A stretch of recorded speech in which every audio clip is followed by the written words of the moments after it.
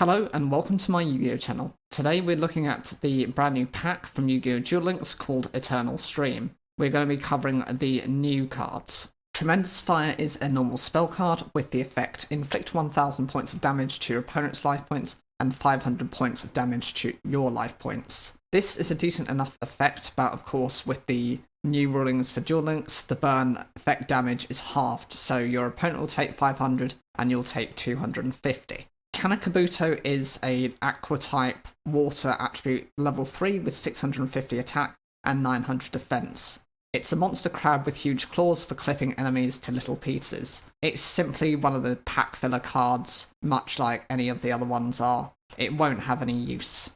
Wilmi is an earth attribute beast type level 4 with 1000 attack and 1200 defense. Whilst it is a beast type and actually synergizes with a number of the other beast types, it's simply another normal type monster. Wow Warrior is a water attribute fish type level 4 with 1250 attack and 900 defense. It being a normal monster, it has no effect, and it's again one of those pack fillers.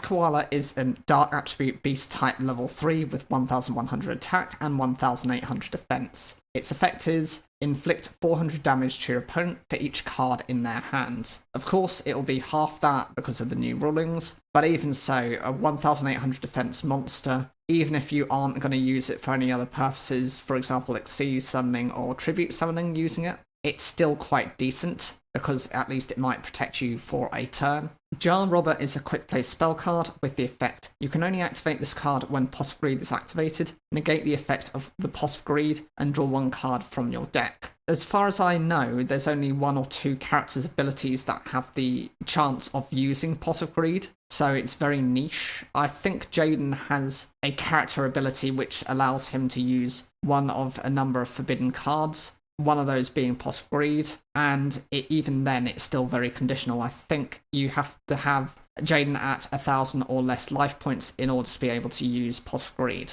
Tower of Babel is a continuous trap card with the effect each time a spell card is activated, place one spell counter on this card. When that spell card resolves, if the fourth spell counter is placed on this card, destroy this card, and if you do, the player who activated the spell card at that time takes 3000 points of damage. Remember, it will be half, it's 1500 points, but that's not necessarily a bad thing. If anything, if it's been a longer duel and your opponent's down on life points and you've managed to get 3 spell counters on it, your opponent isn't going to want to auto-lose. They'll stop using any spells just to prevent a new spell counter from being added. Alternatively, if they're running a very spell-heavy deck and you're only able to get a couple of counters on this card, they could actually do the reverse to you. So it does have its benefits and its disadvantages.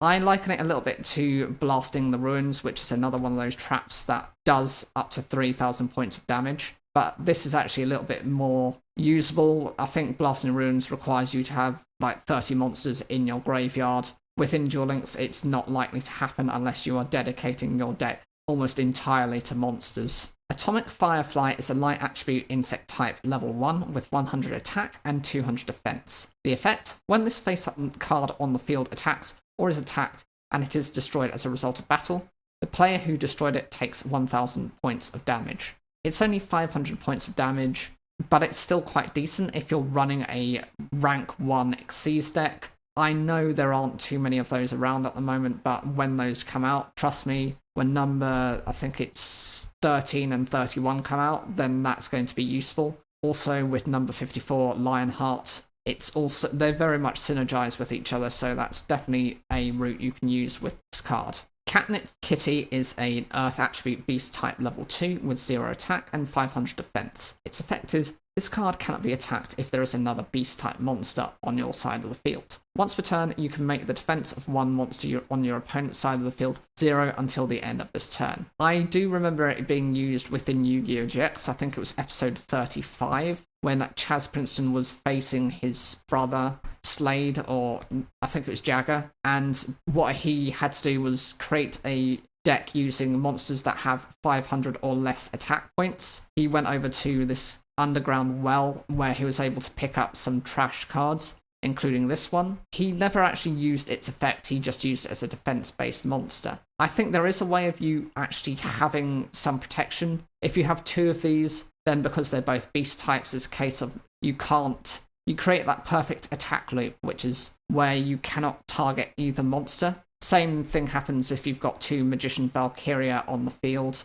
Because there are two spellcasters, you can't target one, as the other one will target the other, and it becomes a continuous attack loop. It's decent, but you would have to run it in a very niche style of deck, one that actually forces your opponent's monsters to go to defense mode in order to use this ability. And it also would require them to have those monsters in face-up defense position. So I think there's Light of Intervention, which could pair to an extent with this card.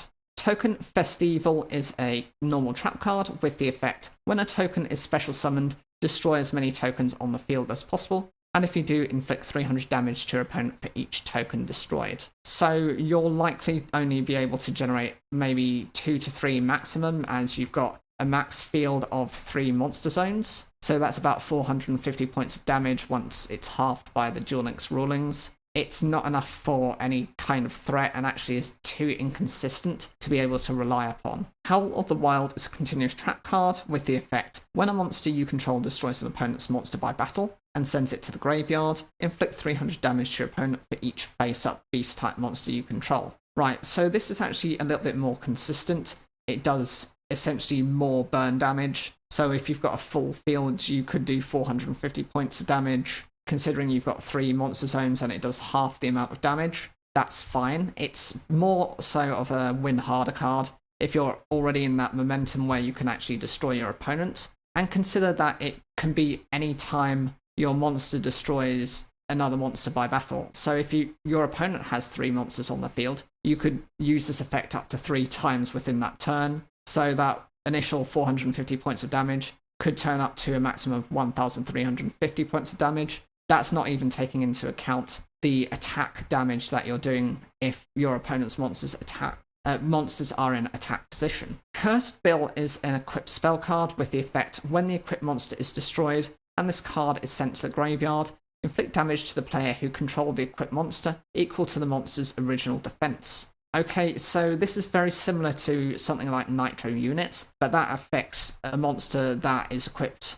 with it in terms of its attack points. This focuses on defense stat. Whilst this can be useful if you use it against Destiny Hero Defender or monsters like that, the tendency are for defense position monsters to be used as either tributes to get rid of this, or for other things, Xyz summoning, synchro summoning, or potentially if it's things like Subterrors, they just flip themselves over, back face down, which means this card actually goes straight to the graveyard rather than actually being able to trigger, which is a major downside of it. You would have to invest into a very anti-offensive deck in order to benefit from this effect. Creepy Coney is an Earth attribute beast type level 3 with 1000 attack and 1900 defense. Its effect is inflict 1000 damage to your opponent for each face-up normal monster you control, except tokens. This is a decent effect because you could be doing up to 1000 points of damage, and if you're running maybe a normal style of deck, then this is actually a decent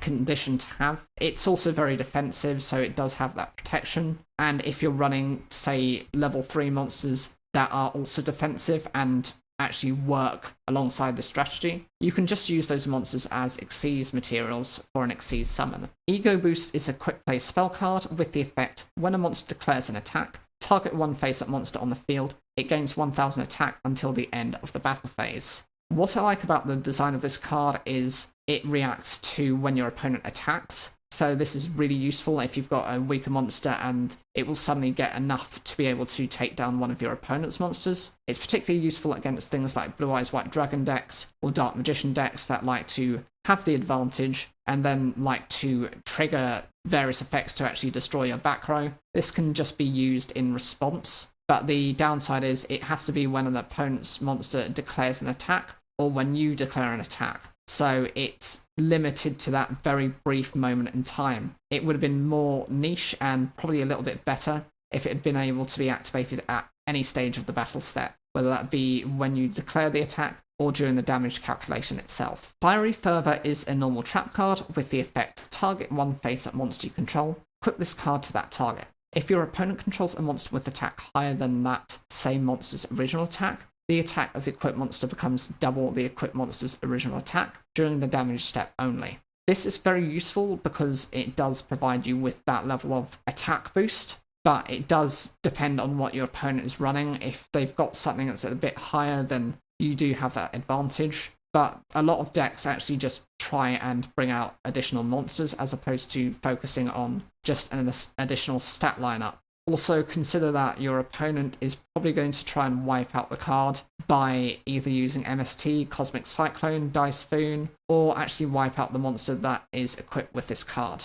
Gagaback is a quick play spell card with the effect, during the turn a Gagaga monster you control was destroyed by battle and sent to the graveyard. Special summon as many monsters from your graveyard as possible that were destroyed by battle this turn in face-up defense position. Then take 600 damage for each monster special summoned by this effect. You can only activate one Gagaback per turn. The good thing about this card is, whilst it does have quite a big cost to it, potentially if you're reviving 3 monsters, that's 1,800 life points, that's almost half your life points. But if you can return those monsters and you can protect those monsters for the rest of that turn, the following turn, if you've got something like Gagaga Magician on the field, you can adjust its level and then perform an Xyz summon. It's good to be used in a comfortable position because it requires that many life points and is probably a very dead draw if you have it at a point where you've got 1,000 or less life points. Zexal Weapon Unicorn Sphere is a light attribute beast type level 4 with 1,900 attack and 0 defense. Its effect is you can target one number C39 Utopia Ray you control, equip this card from your hand to that target. It gains 1,900 attack. If the equipped monster battles an opponent's monster, the opponent's monster's effect is negated during the battle phase only.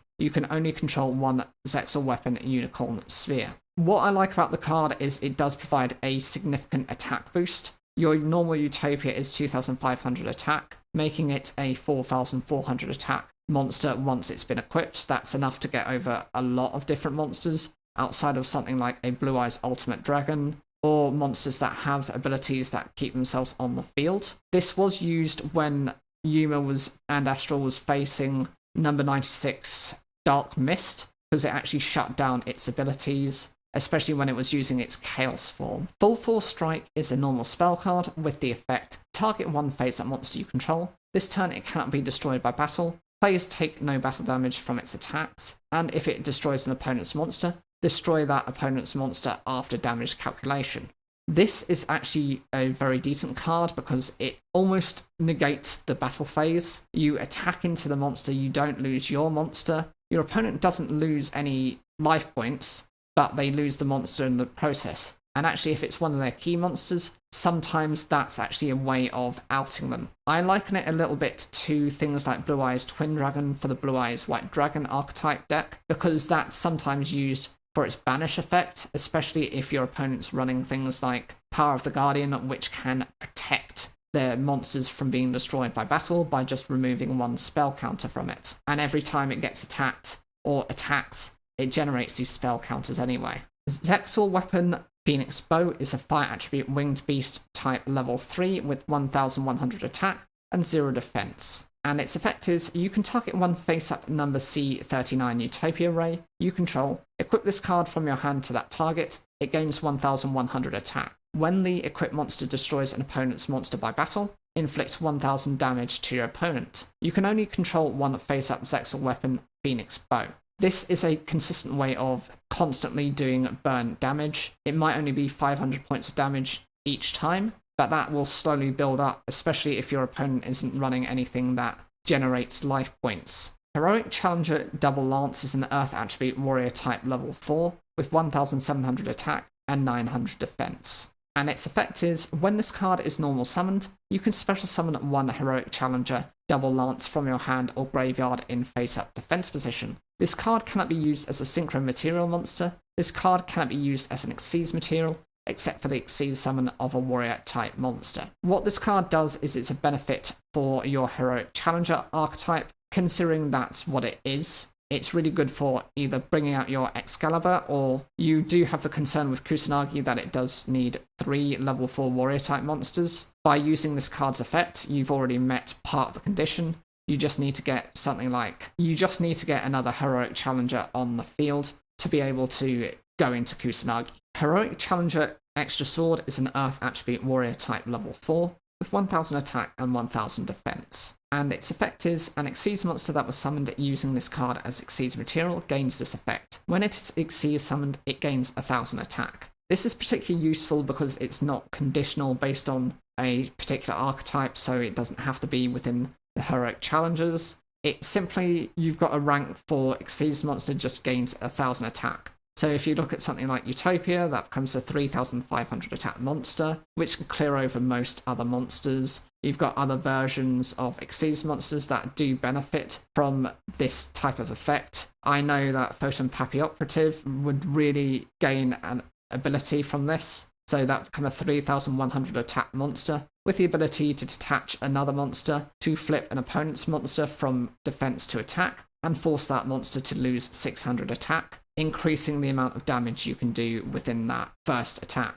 Zeal Weapon Ultimate Shield is an Earth Attribute Aqua type level 4 with 0 attack and 2000 defense. And its effect is, when this card is normal or special summoned, you can target one of your banished Xyz monsters, special summon that target in face-up defense position. You can target one Utopian monster you control, equip this monster on the field to that target, it gains 2000 defense. You can only control one face-up Zexal Weapon Ultimate Shield. What this card does is it's able to recover a banished Xyz monster. That's quite decent, but actually it's the only example that I can think of a Zexal weapon that has the ability to boost your Utopia monster's defense points. I think all of the other ones basically focus on attack. Not to say that's necessarily a bad thing, but you do want your Utopia mostly for its offensive abilities, considering that even with its own effect, it can actually defend itself and negate attacks, so you don't really need to boost up the stats any further.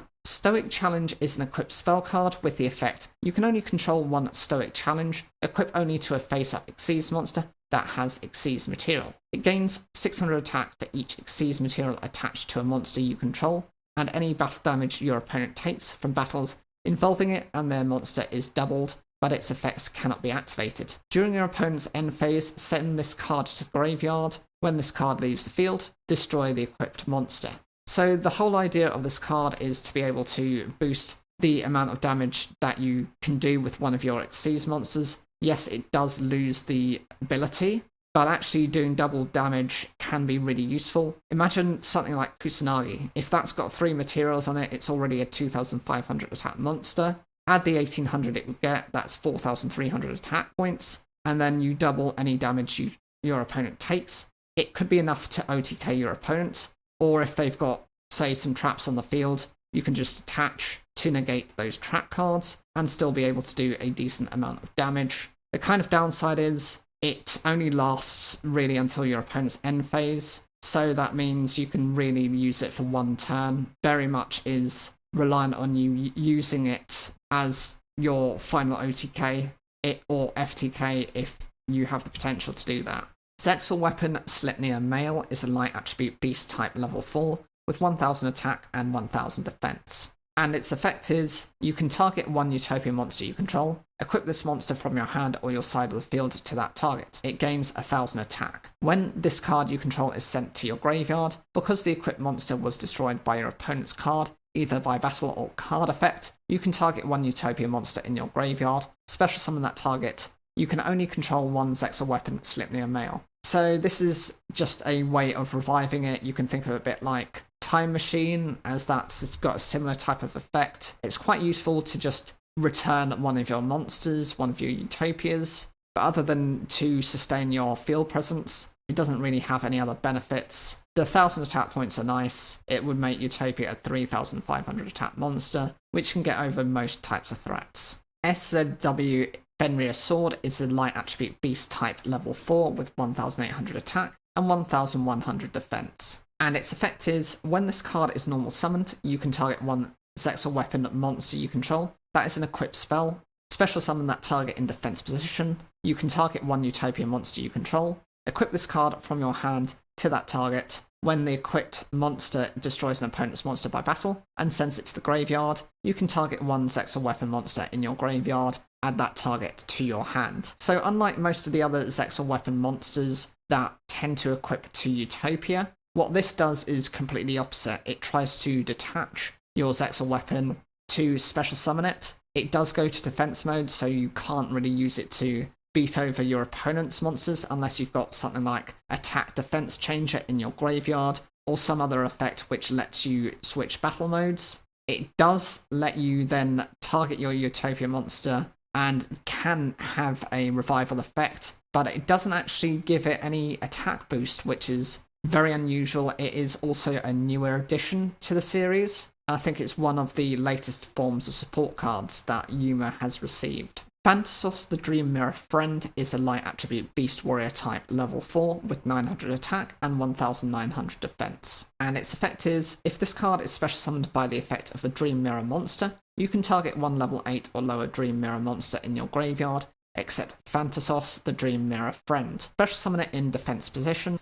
During the main or battle phase, if Dream Mirror of Terror is in a field zone, as a quick effect, you contribute this card to special summon one Phantasos, the Dream Mirror Foe, from your deck. You can only use each effect of Phantasos, the Dream Mirror Friend, once per turn. So a lot of the Dream Mirror archetype, they switch for their, alternative version, and obviously the foe version is the alternative to this. Whilst this does have a decent defense point stat to it, and it can revive level 8 or lower monsters, so it is a bit like a Monster Reborn, it does come at the downside of having to be dependent on having the Dream Mirror of Terror field spell currently on the field to be able to kind of swap out. That's the major disadvantage of this card. Phantasos, the Dream Mirror Foe, is a dark attribute Beast Warrior type level 4 with 1900 attack and 900 defense. And its effect is, if this card is special summoned by the effect of a Dream Mirror monster, this card can attack directly this turn. During the main or battle phase, if Dream Mirror of Joy is in a field zone, as a quick effect, you contribute this card, special summon one Phantasos, the Dream Mirror Friend, from your deck. You can only use each effect of Phantasos, the Dream Mirror Foe, once per turn. Again, these are just swapping one for the other. The ability to attack directly is fine, because that 1900 isn't anything to sneeze at. That's almost half your opponent's life points if they've not restored them at any point. But it's a one-off effect. If that had been continual and it had been able to do that maybe every turn without having to have this ridiculous restriction on it, I mean, the archetype itself isn't overpowered, and I just don't see this as being a viable option outside of maybe using it as part of a Chaos build. That's the only way I can use things like Chaos Sorcerer or Chaos Dragon Levineer.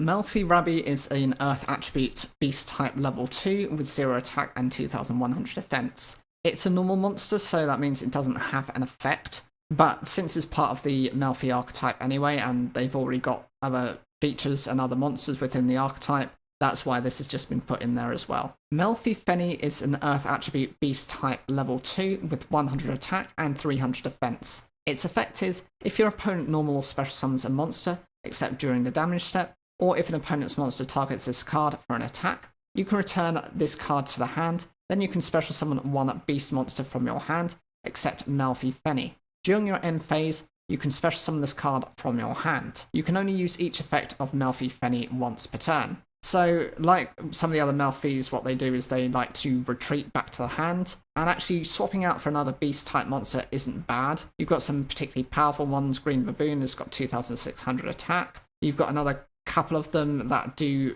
feature above that, and so you can just swap out. There aren't any real conditions to it. It's not an attack limitation, it's not a defense limitation or a level limitation, so you're actually free to do that and actually stop your opponent from, say, attacking you with their monster. It might be stronger than this, probably will be stronger than an 100 attack monster, but be weaker than something like a 2600 attack monster, stopping their battle phase. And potentially, since this recovers and goes back onto the field during your end phase, it's not a case of you're having to constantly re-summon this card. It simply will return to your field, so you've already got that advantage. And the best thing is, that beast monster that you've special summoned, it gets to stay on the field. It's not that it has to go back to the hand. So you have the board presence advantage as well. The Big March of Animals is a quick play spell card with the effect, until the end of this turn, all face-up beast-type monsters on your side of the field gain 200 attack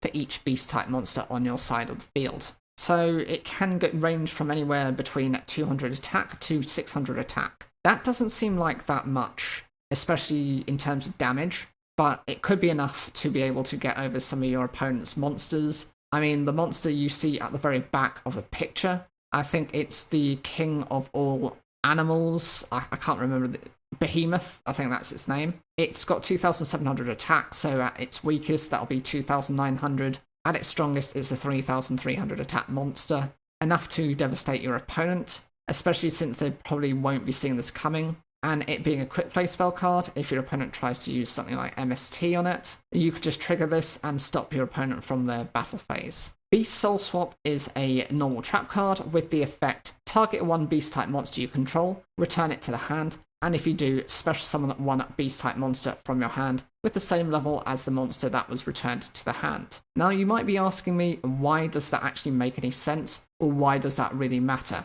There's a couple of reasons. Firstly, it does allow you to re-attack with that monster, because you're essentially swapping one monster for another, and it's considered a different summon, it's a different monster. So if you've got something like Big Koala that's doing 2,700 points of attack damage twice, that can be enough to deplete your opponent's life points, or at least get rid of a couple of their monsters. It's also good when paired with Wild Nature's Release. That's a spell card with the effect to merge your monsters, I think it's your beast type monsters, attack and defense points. So for Big Koala, that makes it a 4,700 attack monster. It has 2,700 attack and 2,000 defense. So you get that initial push, so you can get over some of your opponent's strongest monsters. Use this effect to take it back to the hand, put it back onto the field. Yes, it loses the stat boost, but actually it doesn't have the disadvantage of Wild Nature's Release, which means that typically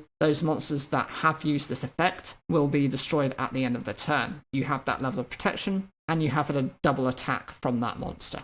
Khaki Gorilla of Dark World is a Dark Attribute Fiend type level 2 with 300 attack and 500 defense. Its effect is, if this card is discarded to the graveyard by a card effect, you can target one monster on the field and destroy that target. It's probably one of the more useful Dark World monsters out there. Yes, it's not particularly powerful, but it's not something that you're just going to stick onto the field. There's another one that actually destroys your opponent's spell or trap cards as well, and this is flexible. It can destroy either monsters on yours or your opponent's side of the field. So if you've got something that triggers off of destruction, you can always use that. Or if you've got an opponent's monster which is a bit of a threat, you can always get rid of that card as well. A major upset is a normal trap card with the effect, tribute one face-up attack position level 2 or lower monster you control. Return all level 7 or higher special summon monsters to the hand. This is a very niche type of card, and as you can see from there, it shows Moki Moki as the weaker level monster.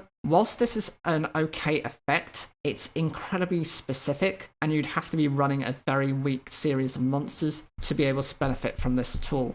It also means that your opponent has to be running a very specific type of deck as well to be able to benefit from it. It can be used. One of the examples that I can think of that it's very useful against is something like a Blue Eyes White Dragon deck, or maybe a Dark Magician deck. Cards that like to special summon. Or actually, I can see it being used against, there's the Shooting Star Dragon deck that might be useful. But again, if your opponent just sees a weak monster, are they really going to be that concerned? They can always just use one of their tuner monsters, bring that out, and the likelihood is it's going to be lower than a level 7, so it's not going to be affected by this card. Heroic Challenger Spartan is an Earth Attribute Warrior type level 4 with 1,600 attack and 1,000 defense. And its effect is, once per turn when an opponent's monster declares an attack, you can target one face-up heroic monster you control, except this card.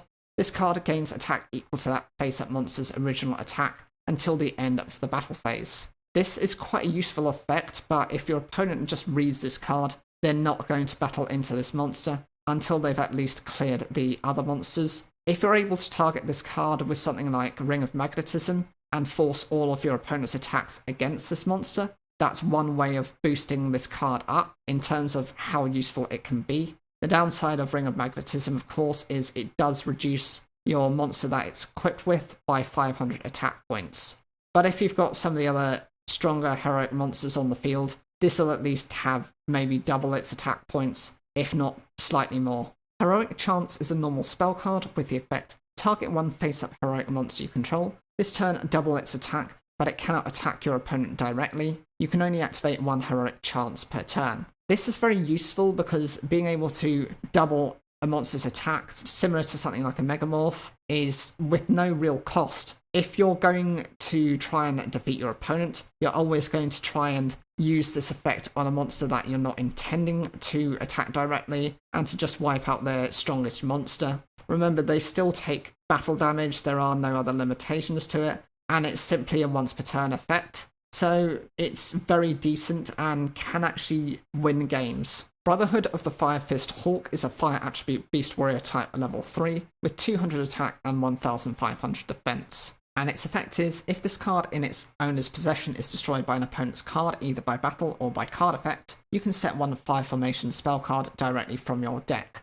While you control a Fire Formation spell or trap card, all Firefist monsters you control gain 500 attack and defense. This is a very decent card because it not only boosts up your Firefist monsters, it does give itself a little bit of protection, and of course, if this is just destroyed, it can replace itself with a Fire Formation spell card, which some of them actually search for other Firefist monsters, being able to extend your combos whilst thinning your deck at the same time. Brotherhood of the Firefist Wolf is a fire attribute beast warrior type level 3 with 0 attack and 1900 defense. And its effect is, if this card is flipped face up, you can set one Fire Formation trap card directly from your deck. Then if this card was flip summoned, you can also set one Fire Formation spell card directly from your deck. This card isn't an offensive version, it's basically able to set both a spell and a trap card, that's a Fire Formation card. It does give you that level of advantage, but it's mostly there just as a defensive card, and it can be used for a rank 3 Exceed summon. Heroic Challenger Ambush Soldier is an Earth Attribute Warrior type level 1 with 0 attack and 0 defense. And its effect is, during your standby phase, you contribute this card, special summon up to 2 Heroic Challenger monsters from your hand and or graveyard, except Heroic Challenger Ambush Soldier. You can only use this effect of Heroic Challenger Ambush Soldier once per turn. When you do, you can banish this card from your graveyard to make all Heroic Challenger monsters you currently control become level 1. This is a very decent card. There is another version of this, I think, within the Gladiator Beast archetype, that if it's on the field and it lets you go into your next turn, it can trigger the same ability to get 2 Gladiator Beast monsters onto the field. The problem is you're going to have this card be protected until you can actually activate this effect. It has to go through your opponent's entire turn before it can do this. So there's really the downside. If you can get this out very early in the game, maybe your opponent might not be able to do anything, or potentially you might need to kind of restrict their plays before you can actually trigger this effect. As for the secondary part of this, it's very much to do with a card that, basically for the secondary part of the effect, this was very much to make number 54 Lionheart, as adjusting all the Heroic Challenger monsters to level 1 met the conditions. It's an easier way of getting out rank 1 Xyz monsters, and it's definitely something I would consider, maybe running 1 or 2 of, but I wouldn't run more than that in case you brick with your hand. Heroic Challenger Clasped Sword is an Earth Attribute Warrior type level 1, with 300 attack and 100 defense. And its effect is, when this card is special summoned by the effect of a Heroic Challenger monster, you can add 1 Heroic Challenger monster from your deck to your hand. You can only use the effect of Heroic Challenger Clasped Sword once per turn. So this actually works very well with Ambush Soldier, because that will special summon this card, and it doesn't have to be from the hand, the graveyard, it can be from the deck as well. Just by doing that, you're able to get an additional search, and that adds to your consistency, and it improves the options you have when running the deck. Chaos Seed is a normal spell card with the effect, if you control both a light and a dark attribute monster, you can target one of your banished light or dark warrior type monsters, add it to your hand. You can only activate 1 Chaos Seed per turn. This works and is intended to work with the Buster Blader archetype. It's not Buster Blader, it's the Black Luster Soldier, that's it. Because most of their monsters are either light or dark attributes, and so a number of them actually, when they're banished, usually can't be recovered, unless you've, of course, got something like this. Bellerophorn, Mystical Beast of the Forest, is an Earth Attribute Beast type tuner monster, It's a level 2 with 400 attack and 900 defense. And its effect is, you can discard one card, then target one level 2 or lower beast-type monster in your graveyard, except Bellerophorn, Mystical Beast of the Forest, special summon it in attack position, or face-down defense position. You can only use this effect of Bellerophorn, Mystical Beast of the Forest once per turn. So the whole idea of this card is it works alongside the Baby Raccoon archetype. It's very good for that type of thing. It's also useful for synchro monsters. I think it was introduced back in Yu-Gi-Oh! 5Ds, around the time when Team 5Ds was facing Team Unicorn, who specialised in beast-type monsters. Even though I don't think they use this card, it's useful for bringing out some low-level beast-type monsters, and it can help to trigger off their effects. So you can actually go for an easier synchro summon using this card, or you can go into number 64, Ronin Raccoon Sendayu. And the final rare card is UA Goalkeeper. This is an Earth Attribute Warrior type level 6, with 1000 attack and 2800 defense. And its effect is, you can special summon this card from your hand by returning one UA monster you control to the hand except UA Goalkeeper. You can only special summon UA Goalkeeper once per turn this way, and once per turn during your opponent's turn, you can target one UA monster you control. Once during this turn, it cannot be destroyed by battle or card effects. This is a quick effect. What this card does is it provides one of your other UA monsters with a level of protection. It can be useful considering some of them don't have their own inbuilt protections, but it's actually a supplementary ability, and some of them can actually, I think there's one of them that when it's attacking, your opponent cannot activate any spell or trap cards for until the end of the damage step. So there's that, but it's just an addition. It's really nice. It's got 2800 defense. There's no way you're kind of getting over that very easily, and it's definitely one of the threatening cards that you have to consider. So I'd like to know in the comments down below, what is your favourite card out of this selection? Is there anything that particularly stood out for you? For me, my personal favourite was Tower of Babel. It's an old card that I have myself, and if used correctly, it can force your opponent into a situation where they cannot use spell cards. My least favourite is probably, some of the normal type monsters. They're just pack fillers. So there's that Kabuto, you've got the Melfi Feni, and some other very weak monsters in there as well. Make sure to like the video if you enjoyed it, share it if you can, it helps with the YouTube algorithm, and don't forget to subscribe for more daily Yu-Gi-Oh content.